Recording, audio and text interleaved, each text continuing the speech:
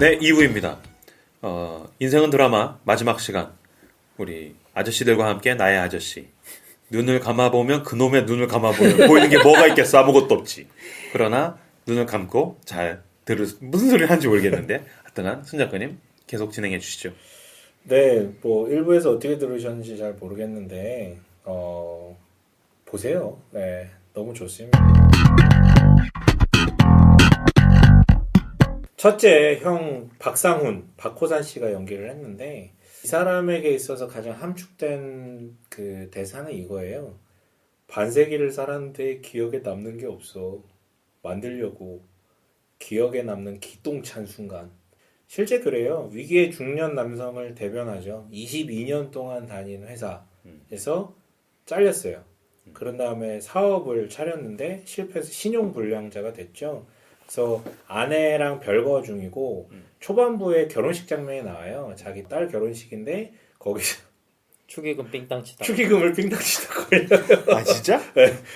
그리고 회사 동료가 2명밖에 안 왔죠. 그러니까 그렇죠. 회사 동료가 2명밖에 안 나와가지고 그래서 동훈이한테 붙잡고 얘기하죠. 내 꼴 난다고 절대 나오지 말라고. 그러니까 동훈이가 계속 이제 마음의 부담을. 그러니까 이 첫째 형의 가장 큰 걱정과 두려움은 뭐냐면 어머니 장례식에 아무도 안 올까봐. 안 오는 거. 그게 가장 두려움이죠. 그래가지고요 이 박상훈의 아주 그 마음을 리얼하게 표현하는 멘트가 하나 있어요. 뭐냐면 이 드라마 전체적으로 이 셋째랑 계속 티격태격에 티키타카를 해요. 정말 재밌거든요. 그리고 나중에 이제 형제 청소방이라고 같이 또 회사도 같이 이제 진행을 하는데 꼴배기 싫어. 네.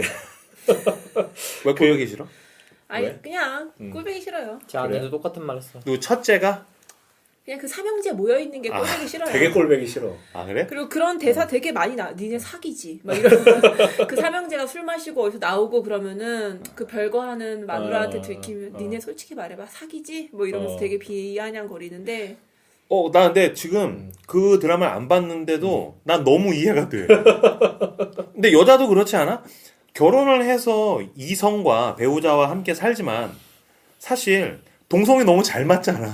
그러니까 그 남자들 마음이 이해가 간다고요? 난 그 남자들 마음 너무 이해가 가고요. 걔네들이 모여서 술 마시고 행복해하면 나도 행복해. 근데 그 마누라들 생각하면 화가 나. 그렇지. 그 두 가지 마음이 다 들어요. 그러니까 이 박상훈의 아내 별거하는 아내가 되게 드세게 나오는데 그 드세인 게 다 이유가 있는 거예요. 꼬라지를 보면 그렇게 해주고 싶어 나도. 일주일에 한 번씩 조기축구회를 가죠. 그렇지. 그것도 꼴배기 싫어. 맨날 밤마다 술 마시고 들어오지. 술은 맨날 마시고. 맨날 마시고. 그런데 그 셋째 동생한테 이런 얘기. 셋째가 이제 작가가 아니라 이제 감독하다가 이제 그 안 돼가지고 이제 접고 들어온 사람인데 이렇게 얘기해. 너 공포 영화 하나 찍어봐. 아저씨들 공포 영화. 중년의 아저씨가 정리해고 당하고 사업하다 퇴직금 다 말아먹고 이혼당해. 돈 없어. 그지야. 노모 장례식에 문상객이 하나도 없어. 썰렁해. 밤에 자다가 기침을 했는데 허리가 삐끗해. 3일 동안 누워서 꼼짝을 못해. 근데 아무도 안 와. 이 공포영화 한번 써보라고 얘기를 하는데 이게 지금 자기 삶에 얘기가 가장 함축적으로 담아져 있는 어떤 메시지죠. 그래서 이혼 도장 찍자는 마누라한테 구박당해, 동생들한테 구박당해, 엄마한테도 맨날 구박당해. 채권업자 찾아와. 그래서 동훈이한테 이렇게 얘기해요. 난 다시 태어나면 꼭 너로 태어나고 싶다. 이런 얘기도 하고 이런 얘기도 또 해요. 난 다시 태어나면 남봉꾼으로 살 거야. 막 살 거야. 그러니까 자기 인생이 완전 말아먹었다라는 어떤 그 확증 가운데 살아가는 사람인데 꿈이 없어요. 꿈이 없이 살았는데 이렇게 되고 나서 보니까 이렇게 살면 안 되겠다라는 거예요. 반백년을 살았는데 이렇게 살 수는 없다. 그래서 꿈이 하나 생겼는데 무슨 꿈이냐면 기억에 남는 기똥찬 순간을 만들고 싶은 그 꿈이 뭐냐면 삼형제가 멋진 수트를 입고 라이방 선글라스를 딱 끼고 벤츠 끌고 딱 멋있게 이제 어디 뭐 이렇게 여행 가는 거 해변 같은데 이제 가는 거 이걸 이제 꿈꾸는 거예요. 그래서 되게 궁상맞게 방바닥 그거 뜯어진 데 이렇게 장판 이렇게 드러내면 거기에 5만 원짜리 하나씩 모아놔요. 자기는 그러니까 다른 사람 모른다고 생각하고 하는데 나중에 이제 엄마도 알고 동생도 이미 다 알고 있었는데 지 혼자 막 궁상 떨면서 거기다 막 모른 체 하면서 이제 모아놓는데 되게 귀여운 장면이긴 한데 되게 궁상 맞아요. 그리고 또 다른 소원이 아까 서 과장도 얘기했듯이 자기 어머니 장례식에 사람들이 풍성하게 오는 거예요. 왜냐하면 딸내미 결혼식에 2명 왔고 이제 충격을 받아가지고 굉장히 원욕적인 인물이에요.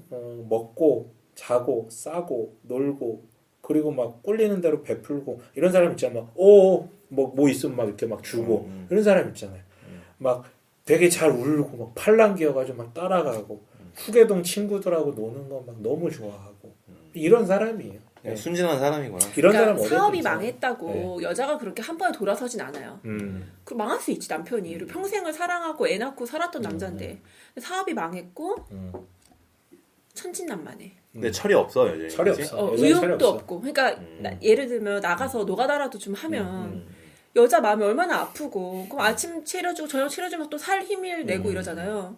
근데 그럴 생각이 없고 맨날 이제 친구들 만나서 술 먹고 조기축구에 나가고 이러니까 속 터지죠. 그렇지. 그러니까 책임감이 많이 안 느껴지니까. 근데 먹는 거 더럽게 또 잘 먹고 근데 밥은 또 잘 먹고. 자기를 되게 애처롭게 생각하는 마음. 나는 그거 되게 싫어하거든. 자기 연민? 자기 엄이 너무 강해. 근데 왜 김사부를 찾아가? 그러니까 왜날 멀쩡히 있는 김사부를 왜? 아니 그냥 나 계속 이쪽만 보고 있어서 보고 싶어서 여기 본 거야. 반대쪽으로 그냥 보는 건 좋았는데 왜 웃었어? 심지어 나를 이렇게 정확히 지목했잖아. 치면서 이게 허벅지 이렇게 딱 해맑고 짚으면서 자기 연민이 강한데 그런 그런 사람이에요. 캐릭터예요. 일주일에 한 번 조기 축구 가고 근데 그거- 난데? 완전 똑같네. 난데? 근데 아무튼. 회피라는 거는 그런 거 같아. 음. 회피적 성향이 인간한테 있잖아.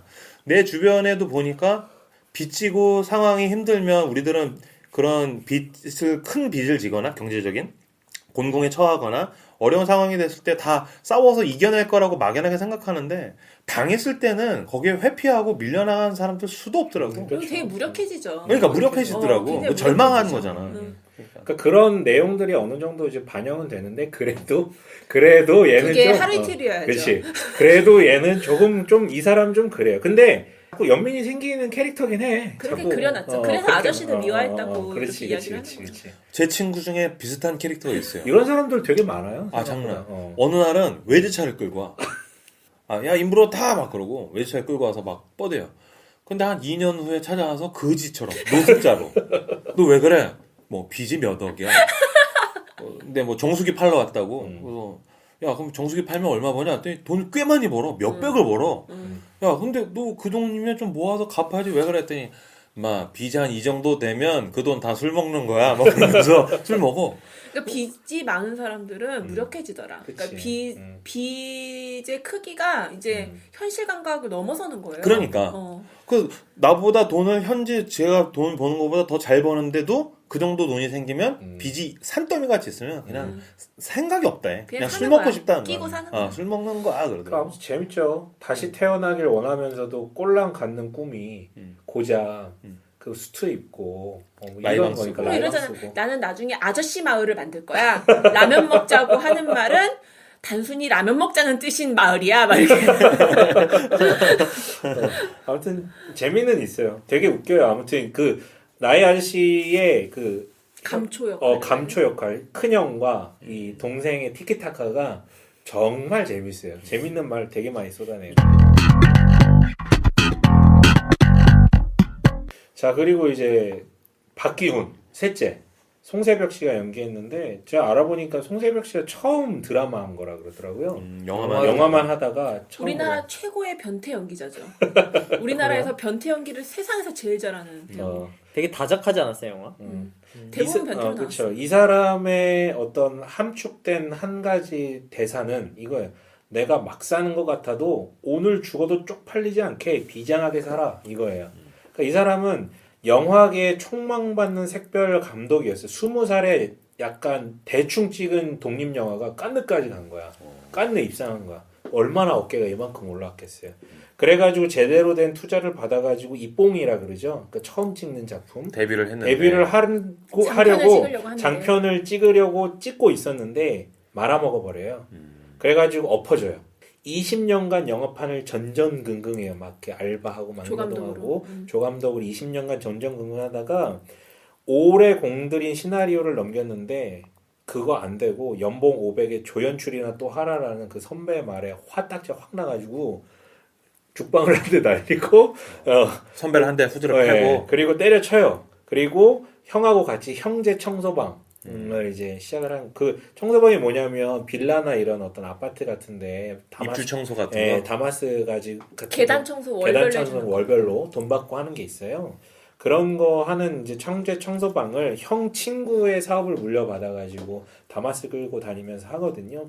그러니까 이 사람은 짜증나면 소리 쳐버리고 한 대 쳐버리고 막 대들고 돌직구 날려버리고 그러다가 자신의 그 입봉작을 말아먹었다 그랬잖아요. 거기에서 주연 배우로 있었던 여배우를 우연히 만나요. 그 여배우를 우연히 만나서 이제 티격태격하면서 이제 또 이렇게 드라마가 진행이 되는데 그 여배우를 소개하자면 최유라라는 사람이고 헬로비너스 나라라는 어떤 신인 배우죠. 그 가수인데 신인? 신인으로 여기서 이제 등장을 했는데 연기 되게 잘했어요. 여기서 또. 몇 개 찍었어야 되나? 아 그런가? 네.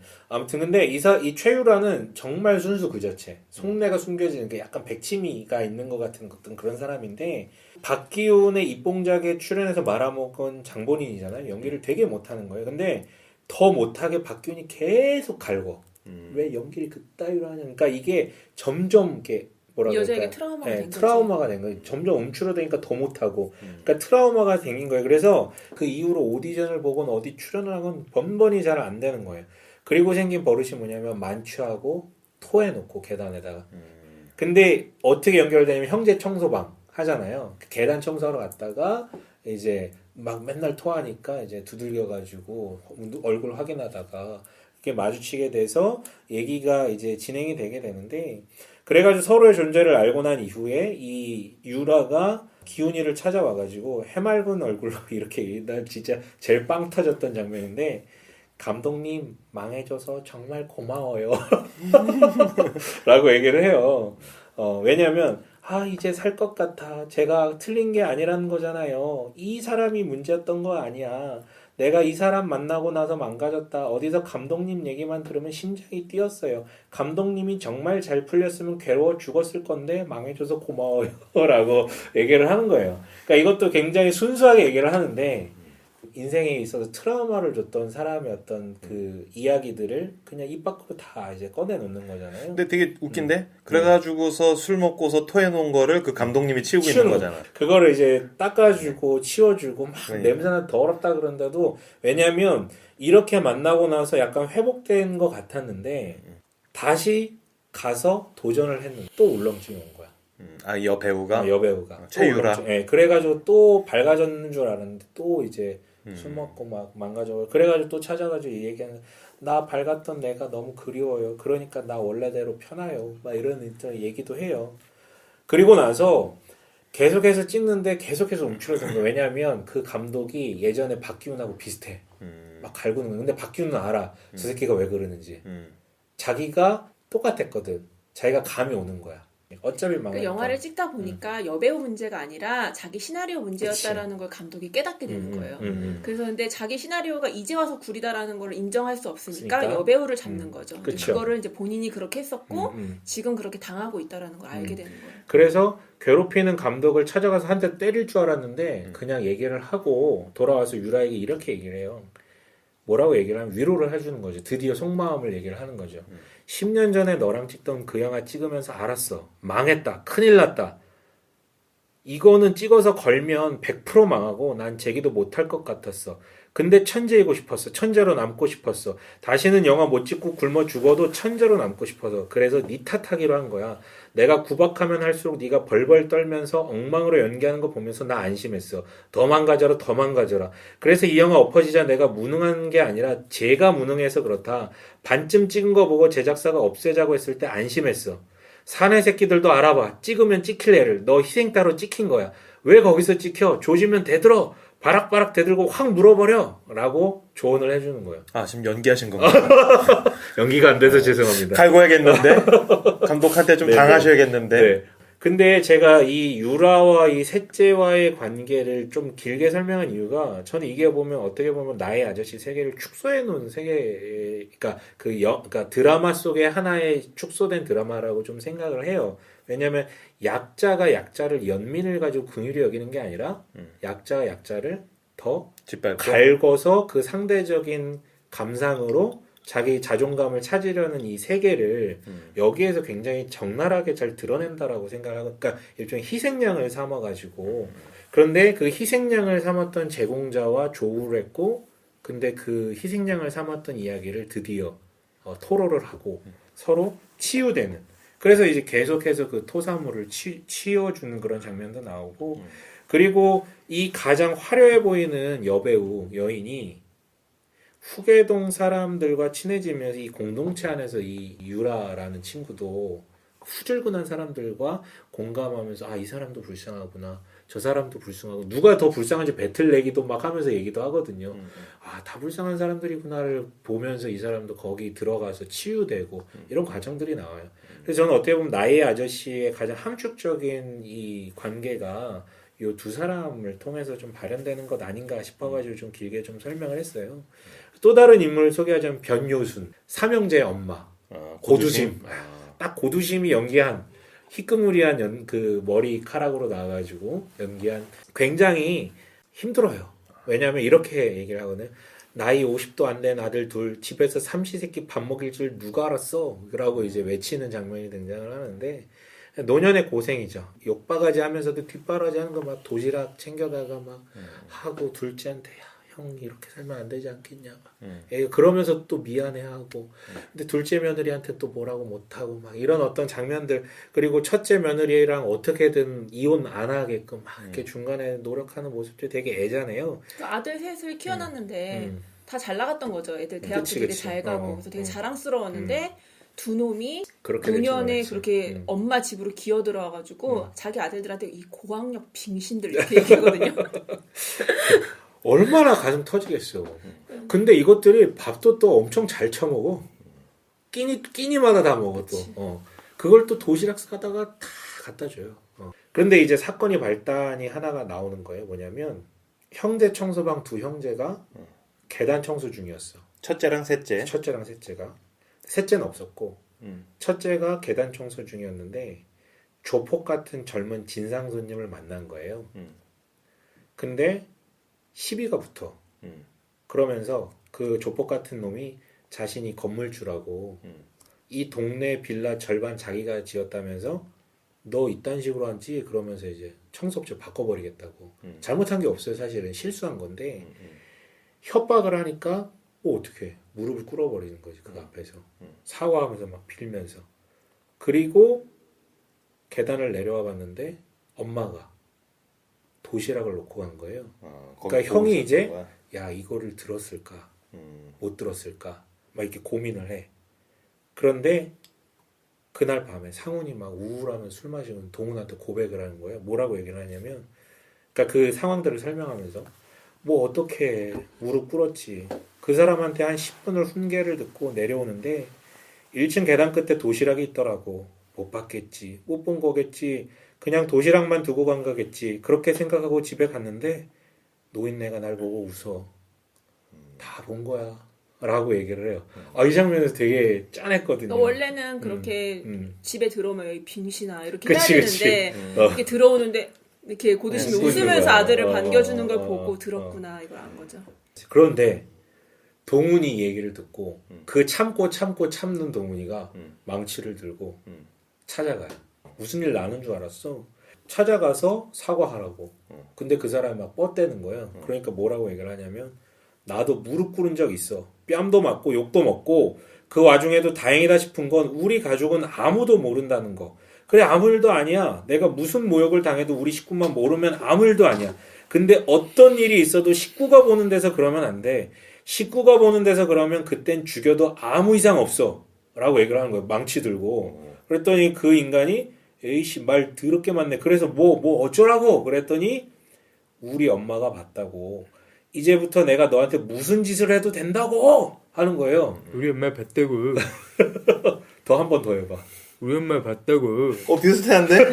이제 그리고 저는 거기서 망치를 들고 후려치는 줄 알았는데 그게 아니라 갑자기 망치를 들고 벽을 막 쳐요. 천장을 치고. 콘크리트. 이거 콘크리트야 막 이러면서 이거 합판. 아씨 나도 따라하게 되잖아. 뭐냐면 건축법 위반이네. 여기도 건축법 위반이네. 막 이러면서 퉁퉁 쳐보는 거야. 그러니까 자기가 그러니까 망치로 건축 기술 쓰니까. 사람을 패려고 하는 게 아니라 퉁퉁 치는 거야. 벽을 쳐요. 벽을 쳐. 이거 건축법 위반이네. 막 이러면서 이거 너 당신 여기 다 빌라 이런 식으로 지었지?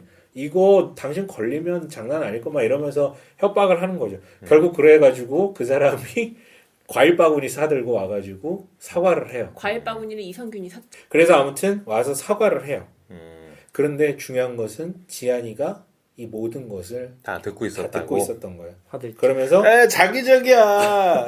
자기의 과거를 떠올리는 거죠. 그러니까 이제 내가 너한테 무슨 짓을 해도 된다고. 가족을 건드리면 안 된다고. 자신이 할머니를 괴롭히던 사채업자를 칼로 찔렀던 그 살인 장면, 사건을. 그거를 이제 떠올리는 거예요. 여기서 처음으로 동훈이와 자기와의 어떤 동질감을 강하게 느끼는 거죠. 왜냐면 그전에는 개새끼 막 이러면서 동질감도 동질감이지만 타인으로부터 그 사람을 죽인 일이 너 그럴 수밖에 없었던 상황이야라는 이야기를 처음으로 거의 듣게 되는 거죠. 듣게 된다. 나는 안 봤으니까 이야기만 들었을 땐 자기적인 면이 있다고 느끼는데 촘촘하다 이야기가. 들어보면 자기적이라는 생각이 1도 안 들고 그냥 빠져들어가. 그런 내러티브가 되게 좋았는데 동훈이가 그런데- 걔를 찾아. 그러니까 이야기가 너무 촘촘해 지금. 근데 이야기가 촘촘하려면 내가 밥 먹으면서도 얘기했지만 박동원은 24시간 도청을 하거든요. 박동원 똥 싸는 소리도 들어야 되고 쉬하는 소리도 들어야 되고. 그건 노희경 스타일이지. 아니 그래야 되는데 너무나도 이렇게 낭만적이고 힘이 되는 이야기들만 그치, 들으니까 그치. 근데 자기적이죠. 이게 나중에 한번 비슷한 장면이 또 반복이 돼요. 사채업자, 그러니까 아이유 막 패고 막 이랬던 그 이광일이라는 캐릭터를 찾아가서, 그러니까 조금 이야기가 많이 전개돼 있었던 상황이죠. 박동훈이 내가 이거 다 갚아주겠으니까 얼마냐고, 얼마 빚진 거냐, 내가 다 갚을 테니까 더 이상 얘 괴롭히지 말라고 라고 말을 해요. 그러니까 꺼지라 그러죠, 이광일이. 왜냐면 사채업자가 꺼지라 그러죠. 왜냐면 이미 아이유가 얘를 좋아하는 거 알고 있었어. 꺼지라 그러지. 이광일에게 막 달려들면 불쌍한 애 왜 패? 막 이러면서 막 달려들면서 막 몸싸움을 하는 거예요. 아이유 다 듣고 있는 거야. 그런데 왜 패? 막 이러면서 싸우다 보니까 이광일이 얘기를 해요. 걔가 누군지 아냐고. 자기 아버지를 죽인 놈이라고. 그러니까 이지한이 찔러 죽인 사람이 누구냐면 이지한을 괴롭힌 이 사채업자의 아버지였던 거지. 근데 잠깐 당황하다가 여기서 어떻게 하냐면 잠시 놀라더니 다시 달려들면서 내 식구 패는 새끼들은 나 같아도 다 죽인다 그러면서 다시 달려드는 거야. 내 식구 팬 새끼들 나한테 죽여. 사람을 죽였다라는 그 충격적인 이야기를 듣고 이지한이 아 이제는 더 이상 내 편을 들어주지 않겠구나 했는데 자기 편을 들어 나 같아도 그쵸, 죽여 그쵸. 이러고 아니, 원래는 그걸 이제 도청을 듣고 걔 사채업자한테 간 걸 아니까 이거 이 아저씨 맞아 죽겠구나 하고선 빨리 막 뛰어가는데 맞아. 이제 계속 투닥거리는 걸 듣다가 걔가 저건데 얘가 사람 죽인 거 아냐고 하니까 거기서 딱 발걸음 멈춰가지고 거의 주저앉듯이 아 이 사람도 예전에 다른 사람들이랑 똑같이 이걸 알면은 자기 외면하겠구나. 외면하겠다 해가지고 딱 멈춰가지고 있는데 갑자기 이성균이 내 식구 팬새끼 내들 죽여 하니까 거기서 아이유가 주저앉아가지고 그냥 오열을 하죠. 그렇죠. 오열을 해요. 여기서 네. 완전 오열을 해요. 마음이 확 무너진 거지. 아 나도 그 장면 보면서 아내랑 나랑 엄청 울었어. 엄청 울어. 그러니까 이거 보면 되게 울게 돼요. 정말 아이유가 막 난 안 울 오열을 것 해요. 같은데. 자기를 알아주고 이해해주는 걸 넘어서 지지해주고 편대주는 사람을 처음으로 그치. 느껴본 그치. 거예요. 그 다음에 이제 좀 전환이 되는데 아까 얘기했지만 지한의 할머니를 막 보살펴 주잖아요, 동훈이가. 거기서 이제 지한이한테 이런 말을 해요. 네가 대수롭지 않게 받아들이면 남들도 대수롭지 않게 생각해. 네가 심각하게 생각하면 남들도 심각하게 생각해. 옛날 일 아무것도 아니야. 네가 아무것도 아니라고 생각하면 아무것도 아니야. 이름대로 살아. 좋은 이름 두고 왜 그래? 라고 얘기를 해요. 근데 이 멘트가 반복돼요. 아무것도 아니라고 생각하면 아무것도 아니야. 나도 그런 줄 알았어. 청취율이 정말 아무것도 아닌 줄 알았어. 그 계속해서 좋은 말을 해줘. 아까 달을 보여주기 위해서 카트를 훔쳤다는 사실을 알게 되죠. 지한한테 착하다라는 말을 해주거든요. 근데 이런 얘기를 처음 들은 거야. 지한이가. 그래서 광일이한테 또 맞거든요. 또 맞는 장면이 등장하는데 그리고 나서 물끄러미 혼자 앉아서 계속 들어 반복해서 그 목소리를 착하다. 아, 근데 이성균 씨 착하다. 목소리가 네. 원래 좀 좋잖아요. 중독성이 있죠. 아 근데 목욕탕 그거를 목소리. 이렇게 착하다. 뭐라고 했는지 야. 모르겠네. 갑자기 개그를 만드냐. 아무튼 그 착하다라는 말을 계속해서 반복해서 들어요. 그러니까 그 한마디를 못 들어본 거지 이 사람이. 너 착하다 이 너 말을. 착하다. 근데 저는 그것뿐만이 아니라 이지안이 어떤 것까지도 사회적인 그런 지원과 어른의 보호를 받지 못했냐면 요양원에 할머니를 이제 모시고 있었는데 요양원에서 오는 전화를 피해요. 왜냐면 요양원에 돈을 낼 능력이 없으니까 요양원비가 굉장히 밀린 거죠. 그러니까 쫓겨날 상황인데 이제 손녀가 나타나지 않으니까 요양원에서도 이 할머니 처치를 어떻게 해야 되나 막 이러고 난감한 상황에 다들 손녀가 이 할머니를 버렸다라고 생각을 해요. 그치. 그래서 우리도 처음에 버렸을 수도 있겠다 이런 생각을 했죠. 그러니까 아이유가 자기 할머니를 되게 짐으로 생각할 수도 있겠다 이런 생각을 했는데 밤에 몰래 가가지고 그 요양원 침대채로 할머니를 훔쳐내요. 하나님. 요양원에서. 그러니까 그 침대를 끌고서 그 도시를 달리는 모습이 맞아요. 엄청 짠하거든요. 아무튼 이제 그런 장면이 나오는데 나중에 이제 이야기를 하죠. 박동원 부장이 너가 왜 근데 그러니까 처음에는 아버지 뭐 하시냐 어머니 뭐 하시냐 했을 때 되게 까칠하게 그치. 아이유가 반응을 했잖아요. 근데 다시 물어봐요. 너 아버지 어머니 어떻게 되셨냐? 돌아가셨어요. 그것 때문에 그런 게 아니라 할머니 때문에 묻는 거야 라고 다시 물어봐요. 그래서 다 돌아가셨다라고 하니까 손녀는 부양 의무자가 아니다. 그러니까 할머니는 요양원에 공짜로 모실 수 있다. 국가에서 지원받는. 그러면서 아이유가 그때 되게 벙찐표 공짜로요? 이렇게 이야기를 하는 거예요. 그러니까 어른의 케어를 처음 받는 거예요. 너한테 그런 거 말해주는 사람이 아니요. 지금까지 한 번도 없었어. 없었냐.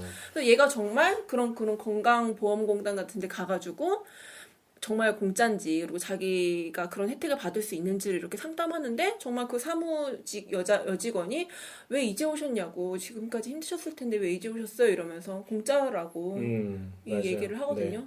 그러니까 사회적인 안전망 안에 맞아요. 처음으로 네, 들어온 네, 거죠. 네, 네, 네. 아, 이거 보건복지부 홍보 CF인가요? 아니 그리고 그 전에도 원래 그 부모 엄마가 빚을 졌잖아요. 근데 사실 그거 상속 포기하면은 그게 맞아. 채무가 이행이 안 되는데 아무도 너무 얘기해주는 아무도 얘기 안 사람이 해줘가지고 얘기해주지 그걸 다 않았지. 끌어안았어요. 근데 다 이유가 있어요. 쉽게 열지 못하고 어른들을 경계하고 마음 열지 못하는 이유가 뭐냐면 이런 대화가 진행이 돼요. 그러니까 지안이랑 동훈이 사이에 같이 밥 먹고 그러는 거 말 돌까봐 겁난다더니 내가 불쌍해서 마음이 편해지셨나? 막 싸주네. 이때만 해도 약간 틱틱댈 때인데 그랬더니 이제 박동훈이 아이 말 참 진짜 이렇게 얘기를 해요. 그랬더니 누가 뭐라 그러면 내가 얼마나 불쌍한 애인지 말하면 되니까 내 인생에 날 도와준 사람이 하나도 없었다고 생각하지 마요. 많았어요. 도와준 사람들 반찬도 갖다 주고 쌀도 갖다 주고 한 번, 두 번, 세 번, 네 번, 네 번까지 하고 나면 다 도망가요. 나아질 기미가 없는 인생 경멸하면서 지들이 진짜 착한 인간인 줄 알았나 보지? 라고 얘기를 해요. 그랬더니 이제 동훈이가 착한 거야. 네 번이 어디야? 한 번도 안 한 인간들 세고 셌는데. 그러니까 도움을 받아본 전력이 있는데 다들 이렇게 그런 거 있잖아요. 밑 빠진 장독대 같이 뭔가 도움을 줘도 전혀 나아질 기미가 안 나는 것, 그리고 살인자라는 걸 알게 됐을 때도 한 번에 돌아서는 이런 어떤 경험들을 반복되다 보니까 사람들은 절대 선하지 않다. 그리고 나랑 적들이다라고 마음의 벽을 강하게 쳤던 것이죠. 동훈이가 그런 걸 하나씩 벗겨주는 거예요. 그래서 나중에 동훈이랑 가까워졌을 때 무슨 일이 막 동훈이가 막 그 아내가 불륜을 저지르고 있다 뭐 이런 사실을 알게 됐을 때 막 되게 절망하고 막 힘들어하거든요. 근데 갑자기 막 넘어지고 막 이랬을 때 무슨 일 생긴 줄 알고 막 한강다리 건너 막 뛰어가고 막 이래요. 얘 죽는 거 아니야 싶어가지고 지한이가 듣고 있다가 막 뛰어가거든요.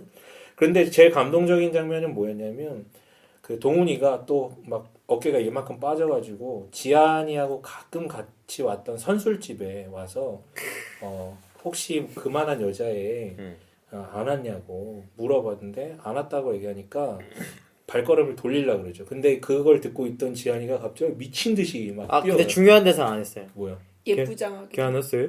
춥게 입고 다니고 예쁘장하게 생기네. 그 얘기를 딱 듣는 순간에 아이유가 뛰는 모습이 그치. 미친 듯이. 그러니까 아이유가 굉장히 많이 떠요. 뛰는 장면 많이 나오는데, 그러니까 동훈에게 몇 번 그렇게 뛰는 장면도 나오지만 이때가 제일 감동적이에요. 뛰어와가지고 막 헉헉대면서 뛰어가지고 동훈이가 나가려는 찰나에 문을 열고 딱 들어오거든요. 그래서 함께 밥하고 술을 마시다가 물어봐요. 나 왜 뽑았어요? 그랬더니 달리기 내력이 세 보여서 100m 몇 초인데 왜냐면 그 지한이가 낸 이력서에 특기가 달리기라고 적혀있거든. 아무 스펙이 없어. 대기업인데. 그래서 달리기 내력이 세 보여서 100m 몇 초인데 그랬더니 몰라요. 기억 안 나요. 네, 근데 그게 무슨 특기래? 라고 하니까 달릴 때는 이거 좀 이렇게 약간 오그라드는 대사긴 한데 달릴 때는 내가 없어져요. 그게 진짜 나 같아요. 라고 아, 하는데 프레시맨인가요? 전혀 유치하지가 않아. 플래시맨. 그때 들으면 소머지. 100m 몇 초인데 5초요. 네. 그리고 나서 거기서 건배를 하면서 행복하자라고 얘기를 하거든요. 근데 그때 처음으로 웃죠. 지한이가 웃어요. 그냥 웃는 게 아니라 술을 같이 이렇게 먹는데 어. 서로 원샷을 하려다 이게 너무 안 먹히니까 먹기가 힘드니까 이렇게 하니까 지한이가 웃죠. 웃어요. 그러니까 웃는 장면 처음으로 등장해요. 그거 표정이. 훈훈했어요. 되게 훈훈했어요. 근데 그 뒤에서 사채업자가 그렇지 이렇게 보고 무섭게 있지. 근데 아이유가 이 어두운 캐릭터가 되게 잘 맞는 잘 것 같아. 소화해. 맞아요. 잘 써. 그리고 원래 걔 자체가 조금 그런 성향이 있는 것 같아. 맞아요. 네. 약간 그리고 음울하고. 어린 시절 좀 불우했대요. 그러니까. 그래서 이거를 소화하는데 음. 문제가 없었다 뭐 이런 인터뷰를 하더라고요. 막 사촌 집에서 살고 그랬었었다고 그러니까. 그랬거든요. 아련해. 네. 그러니까 이게 아이유여서 더 감정이입을 하는 거야 아저씨들이. 그럼. 내가 당연하지. 처음에 얘기했잖아요. 얘가 예쁘기 때문에 그런가? 도움을 더 잘 받는 것도 있다. 지난주 디어 마이 프렌즈에서 고현정 그 외국에 있는 다리 장애에 있는 조인성. 남자친구 조인성이 아니라 마동석이야. 근데 마동석이 엄청 이렇게 막 매력적, 그러니까 잘생기고 못생기고를 떠나서 굉장히 매력적인 한 인간이라는 거. 그치. 마동석이었으면 휠체어 그 올림픽 우승하고. 우선 그럼 얼마나 매력적이야. 상체만으로 할 수 있는 일이 너무 많지. 자 그래서 어쨌든 해소의 단계가 한 번에 빵 해소된 게 아니라 해소됐다가 또 오해 생겼다가 해소됐다가 오해 생겼다가 뭐 이런 어떤 과정을 거치는데 요양원에 계신 할머니가 그 좋은 분, 그러니까 동훈이 얘기를 하는 거예요. 그 좋은 분 잘 계시냐고 물으니까 갑자기 막 하염없이 눈물을 흘려요 지한이가. 왜 우냐고 하니까 이렇게 얘기해요.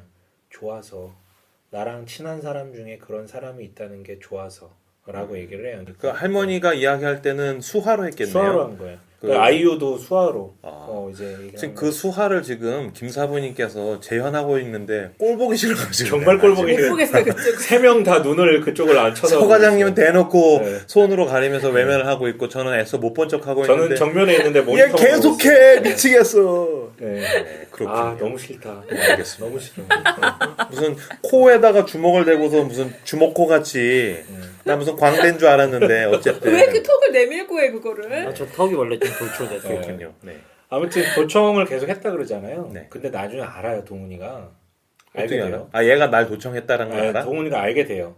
그래가지고 또 한번 이제 딥하게 또 관계가 들어갔다가 그 모든 전후 좌우를 알게 되고 또 스스로 감정을 해소한 다음에 가만히 물끄러미 있다가 이지연. 이지연 그러면 지금 아이유는 얘가 알아챘다라는 걸 모르고 있는 거야? 모르고 있는 거죠. 그래도 화들짝 놀라죠. 그냥 화들짝 놀라요. 일과처럼 이렇게 딱 일 끝나고 오면은 커피 믹스 딱 돌리고 여기다 이렇게 딱 해가지고 들으려고 나오지. 이지연. 전화 줘. 괜찮아. 처음엔 진짜 안 비슷했는데 너 갈수록 비슷해지는 거 아니 같아. 비슷한 말투가 있어. 아 그래요? 이지연. 괜찮아.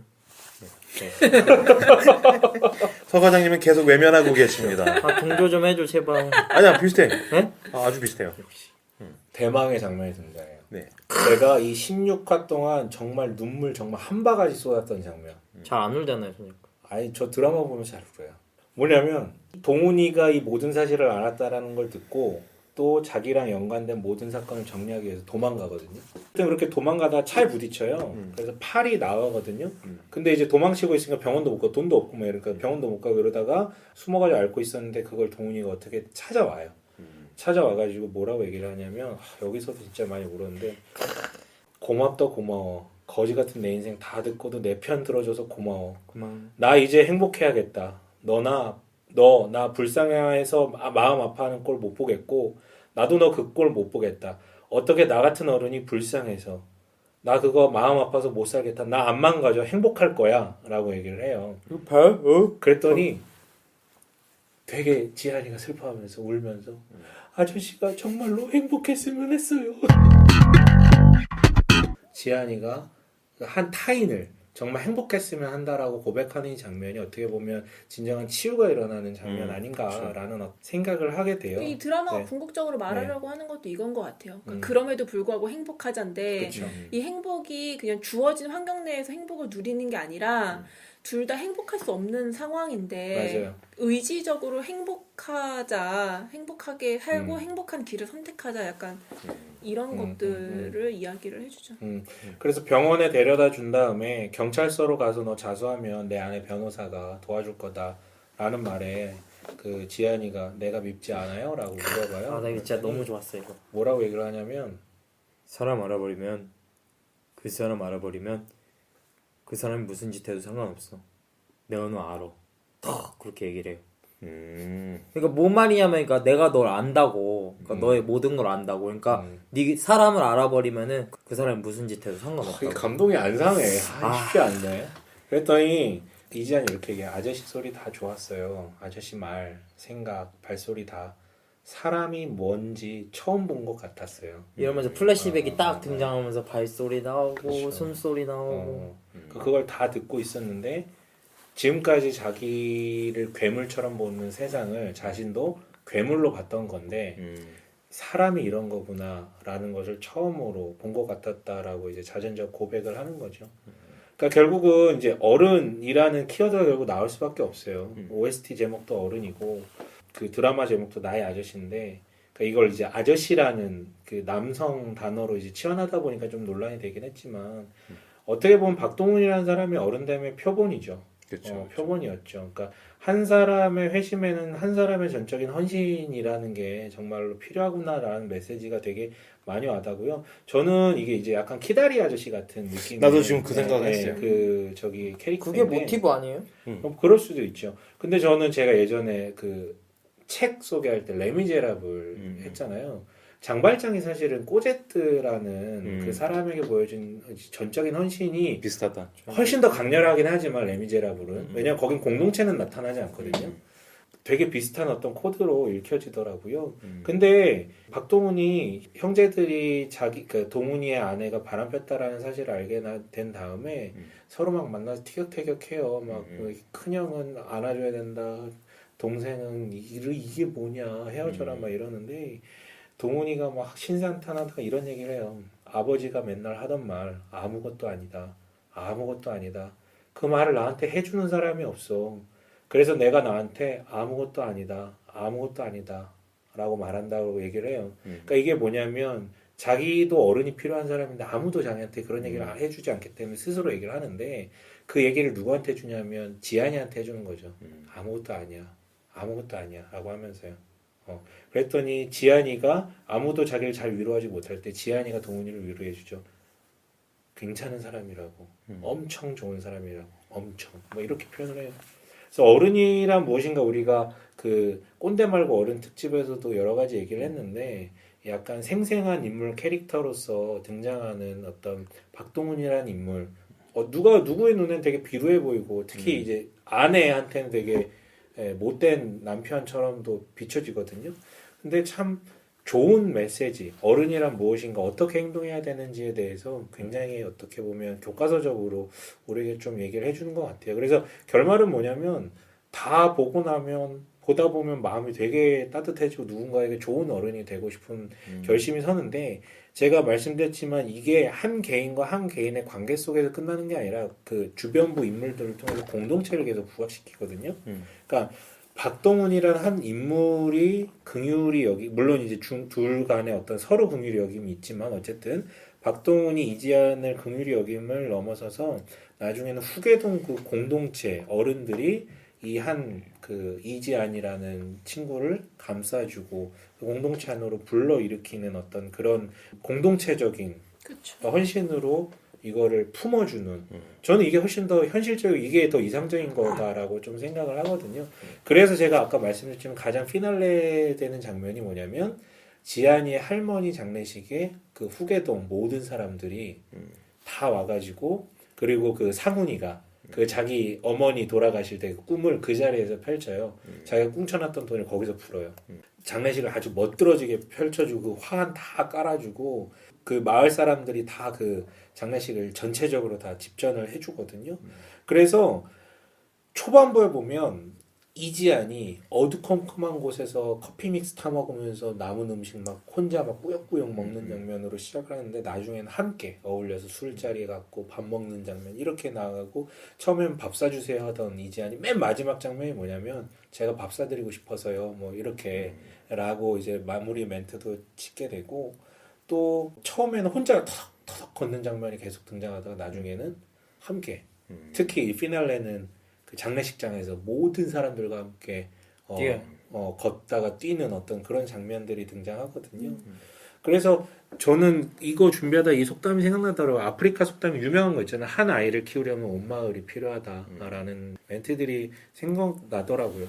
동시에 이런 질문을 결국 던질 수밖에 없는데 교회들이 갖고 있는 가장 큰 문제들 중에 하나가 공동체성이잖아요. 그쵸. 맨날 뭐 특히나 청년부 이런데 모이면 맨날 하는 얘기가 왜 우리가 공동체성이 이렇게 없지? 맨날 그 얘기 하거든요. 공동체가 어떻게 생성되는지에 대해서 되게 많은 메시지를 좀 전달하는 것 같아요. 뭐냐면 이거는 후계동 사람들, 그러니까 어려서부터 같이 자라나고 맨날 같이 보고 놀고 술 마시고 먹고 하던 사람들이에요. 그러니까 공동체성 하는데 함께 지나온 그 추억과 기억이 없는 사람들이 공동체성을 얘기한다는 것 자체가 굉장히 어불성설일 수도 있겠구나. 그러니까 함께 지내는 시간인 것이죠. 그리고 물리적인 거리, 공간도 되게 중요한 게 맨날 봐요. 맨날 같은 뭐 동네 사람들이니까 맨날 보고 맨날 만나고 맨날 같이 놀고 대화하고 술 마시고. 그러니까 기본적으로 공동체성을 구현하는 가장 기본적인 그 전제가 함께 보내는 시공간의 어떤 세월들 추억들인 거잖아요. 그러니까 이런 걸 통해서 우리가 공동체란 무엇인가를 좀 알 수 있는 것 같은데 그래서 저는 근데 사실은 이거 보면서 가장 많이 나온 장면이 이거 술자리예요. 사실은 이거 보다 보니까 술을 마셔보고 싶다라는 생각도 들고 왜 이렇게 저렇게 술 마시는 장면이 많이 나오지? 라는 어떤 좀 근원적인 의문도 좀 들더라고요. 왜냐면 후계동 사람들도 맨날 모여서 정희네라는 식당이 있어요. 거기 이제 술집 주인이 이제 정희인데 이름이 정희인데 거기 맨날 모여서 이제 같이 술 마시거든요. 근데 그 후계동 사람들뿐만 아니라 동훈이가 다니는 사만 ENC 그 사람들도 맨날 그 일과 끝나고 술 마시는 장면 맨날 나오고 그래서 왜 이렇게 술 마시는 장면이 많이 나올게 저게 정말 현실이라 그런가라는 어떤 생각을 해서 왜 그런 것 같아요? 허심탄회해지는 게 있죠. 그러니까 그거잖아요. 그러니까 술을 마심으로 그러니까 이게 문화 때문인지 고단해서인지 습관인지 잘 그거를 다 완전히 분리해서 해석할 수는 없지만 결국은 술을 마심으로 인해서 조금 더 허심탄회하게 얘기하는 그런 문화가 우리 가운데 있는 거잖아요. 사실 그게 반대로 보면은 되게 슬픈 거잖아요.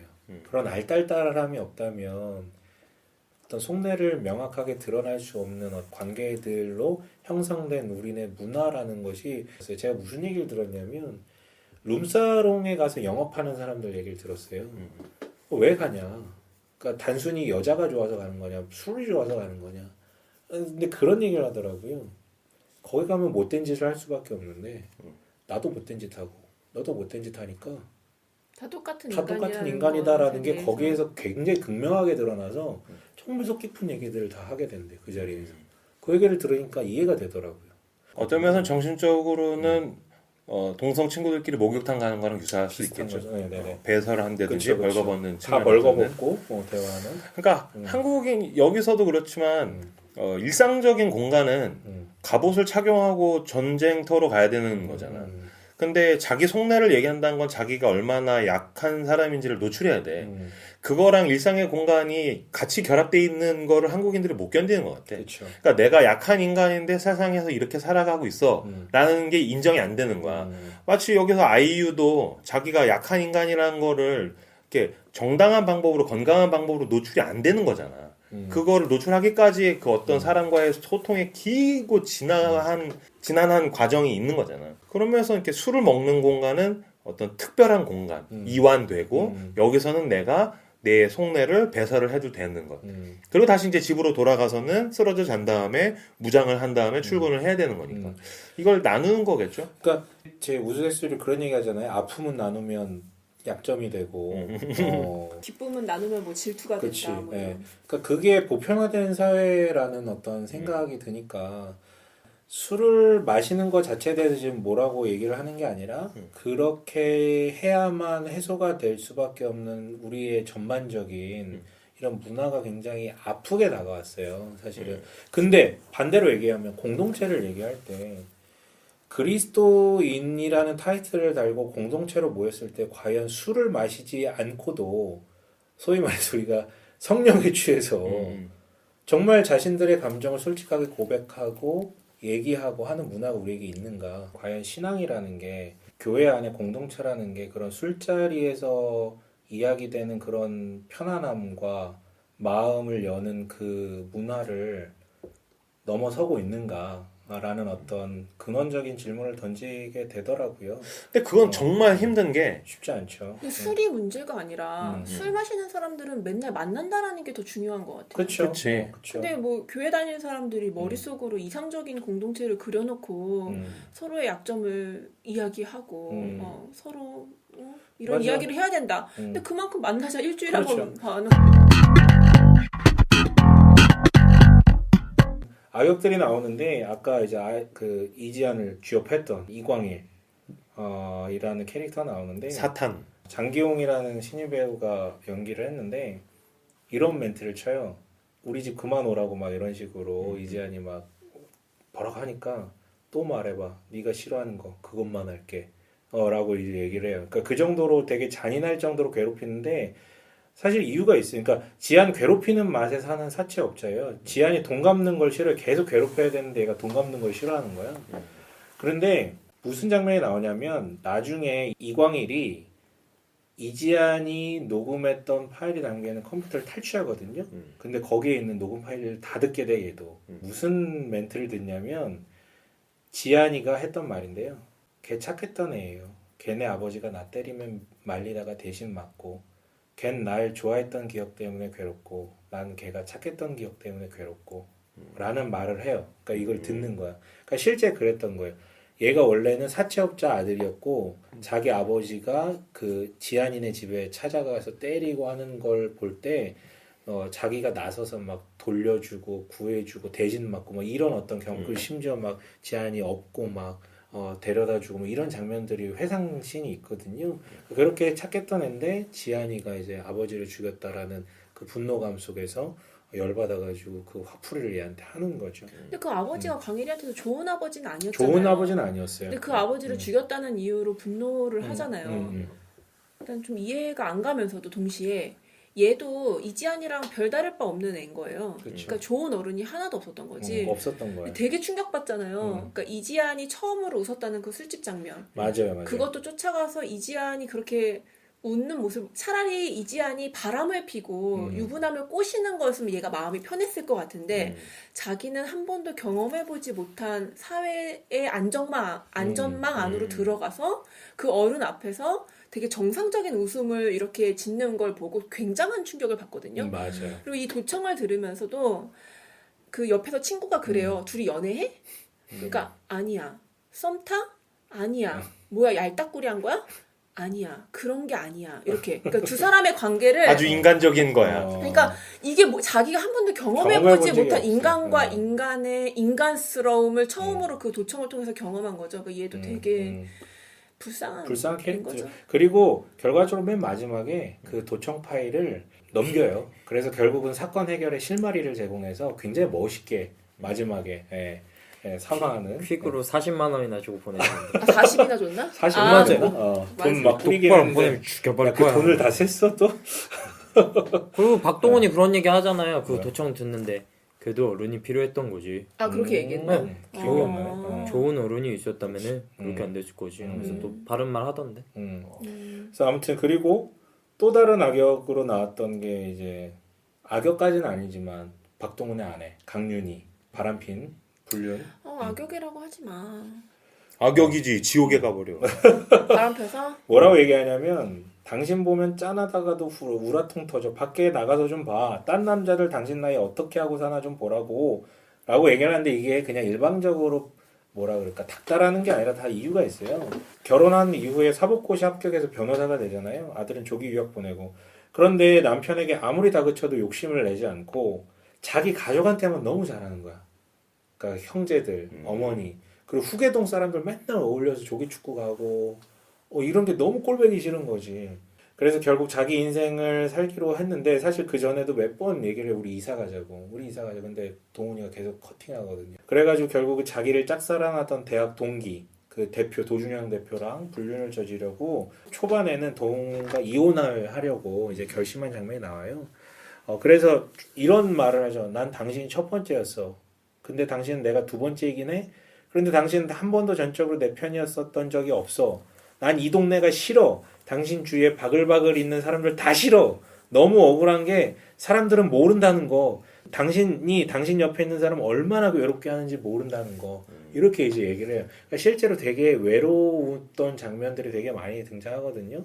예를 들면 네. 박동훈 부장이 이제 상무 후보에 오르잖아요. 근데 그 소식을 다른 사람들은 다 아는데 아내는 전해 들어요. 맞아.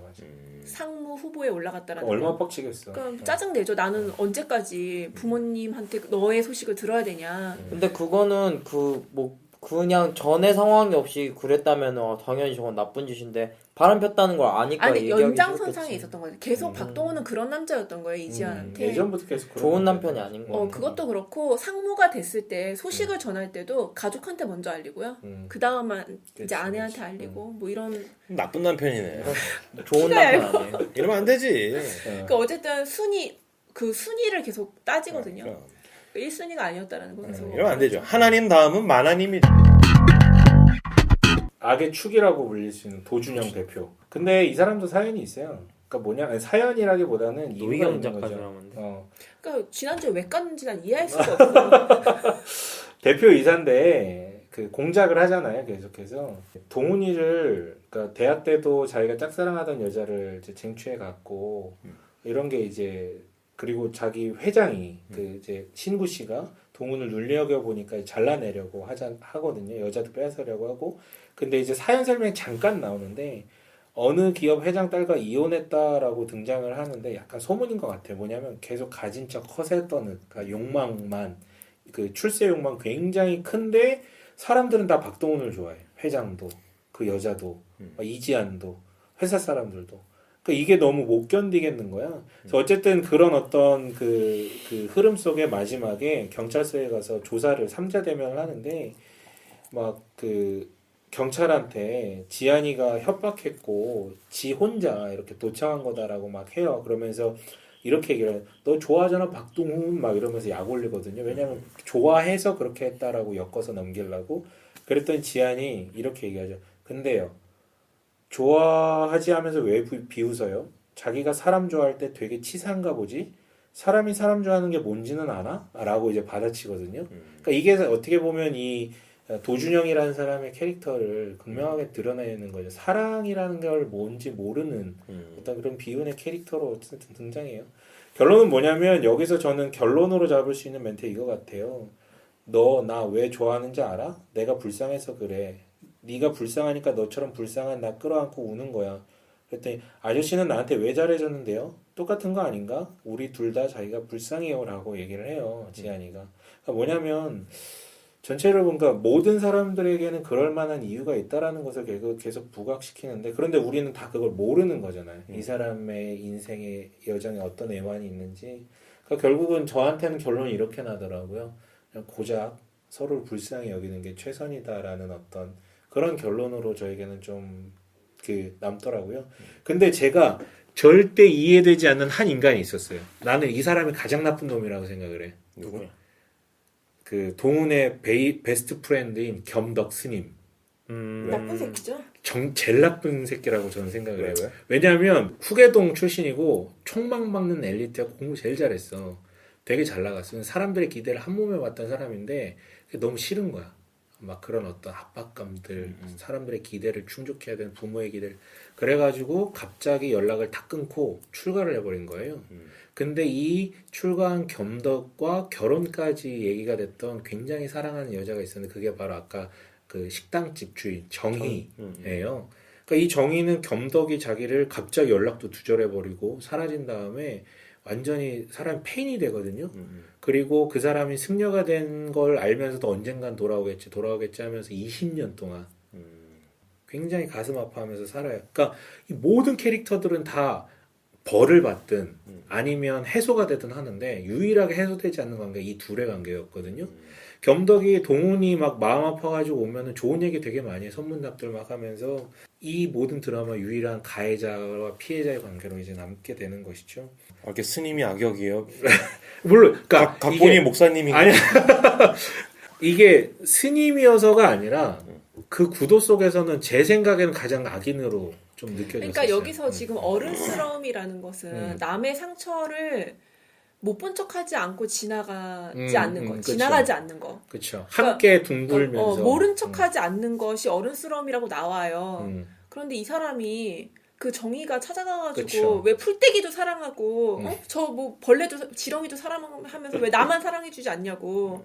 그리고 네가 그렇게 이거 해탈을 하고 싶으면은 세상에 나와가지고 사람들이랑 부딪혀가면서 그치. 해야지. 이 산속에 처박혀서 네가 넌 해탈 못한다 이렇게 얘기하는데 약간 뭐 이 사람을 나쁜 악역으로 세팅을 하려고 했었던 의도는 느껴지지 그렇지는 않지만 않아요. 굳이 네. 의미를 비교해 보자면은 이성균이랑 너무 대비되는데 대비되는 그렇죠. 거죠. 네. 그런 인물이에요. 모든 걸 당하면서 참고도 사랑하는 사람과 그렇죠. 그 부담이 너무 버거워서 회피한 속세를 사람이 떠나서 회피하죠.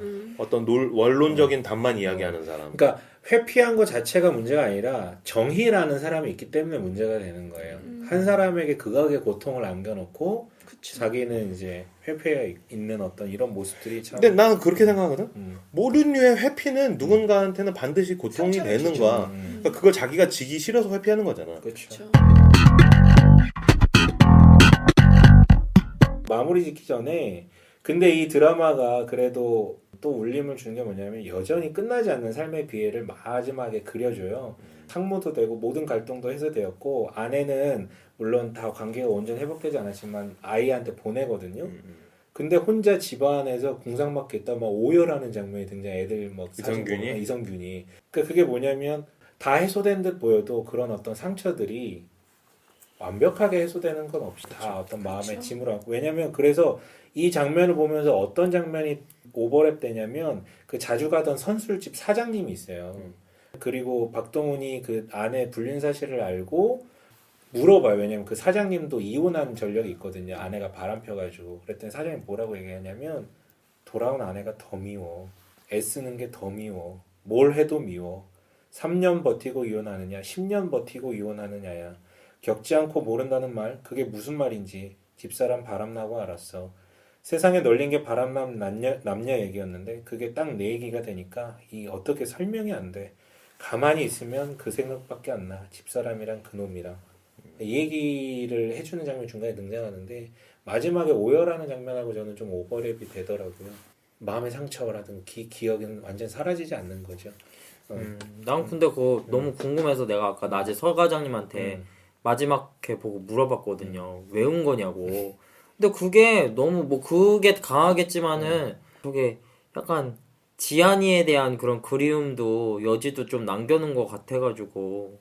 저는 그 코드로는 안 읽혀졌어요. 그 서과장은 코드로- 왜 온 것 같아? 그 코드로 엄청 읽혀요, 사실은. 네. 근데 그거를 배제하지 않으면 그냥 완전 그러니까 이성균과 아이유의 러브라인의 가능성을 완전히 그냥 제껴놓고 이 드라마를 보지 않으면 이 드라마가 말하려고 하는 것에 도달할 수가 없어요. 너무 거슬리니까. 그러니까 저는 계속해서 이 사람이 어쨌든 자기 혼자 끙끙 앓고 살아가던 사람이었고 담아놓고 살던 사람이었는데 한 단계 계단을 장애를 넘어간 상황이었잖아요.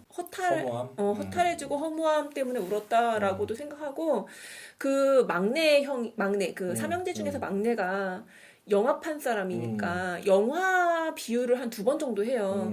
근데 그 중에 하나가 그 고레에다 히로카즈 아무도 그렇지, 모른다라는 그렇지. 영화를 거기다. 예로 드는데 자기가 그 영화를 보다가 중간에 괴로워서 껐다는 거예요. 그 영화가 이제 부모에게 버림받은 아이들에 대한 이야기인데 껐다가 다시 생각하고서 그 다음날 처음부터 끝까지 다시 봤대. 그래서 내가 저 브라운관 안으로 들어가서 저 아이들을 꺼내갖고 와서 내가 키우고 싶다 막 이런 생각이 들었다. 막 이런 얘기, 그러니까 외면하지 않는 것에 대한 이야기를 하면서 동시에 마지막에 무슨 얘기를 하냐면 근데 영화를 끝까지 보길 되게 잘했다. 그 아이들에게는 힘이 있더라. 그러니까 모든 사람에게는 자가 치유 능력이 있다라는 걸 자기가 그 영화를 통해서 봤다. 그러니까 자기가 피하지 않고 도와줘야 된다라고 생각했는데 그 영화를 보고 나니까 아 사람은 다 자가 치유 능력이 있구나. 그다음에 약간 그 마지막에 이성균이 그 오열하는 장면에서도 뭔가 스스로를 치유하고 스스로를 돌보는데 되게 미숙했던 사람이잖아요. 그치, 맞아요.